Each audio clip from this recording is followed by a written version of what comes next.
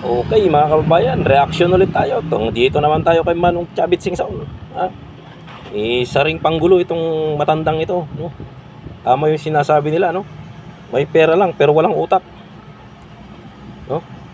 Akalain mong gusto niyang magkagulo, ha? Sasabihan niya yung mga kapulisan, mga kasundaluhan na na wag proteksyonan ang presidente ng Pilipinas at proteksyonan nila taong bayan. Kung yung utak mo pala nasa talampakan din, Chavit Singson, di ba?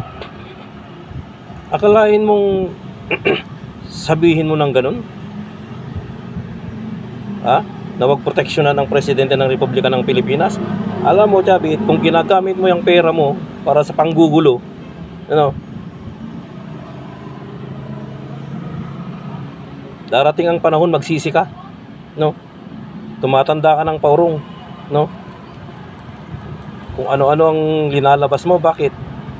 Ikaw, tagal mo ng politiko. Bakit? Kanayaw mo bang magsiwalat? Magsiwalat ng katiwalian? Hindi, di ba? Wala, di ba? Kasi baka baka isa ka rin sa nanghurakot ng kaban ng bayan, di ba? Oh. Huwag kang magmalinis, Mr. Chavit Singson, no? Huwag mong gamitin yung pera mo para guluhin ang sambayan ng Pilipino. Sa mga sumusunod naman dito sa taong ito, mag-isip-isip kayo dahil ginagamit lang kayo niyan. Ginagamit lang kayo para guluhin ang gobyerno. Para sa kanilang sariling interes. Dahil yung anak nito, girlfriend niya yung anak ni Digong.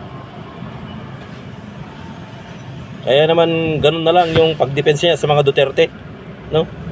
Kapag malinis, Mr. Singson, no? Masyadong magmalinis, no? Dahil alam din natin, no? Isa rin sa mga negosyo mo, weteng, no? Yun lamang po.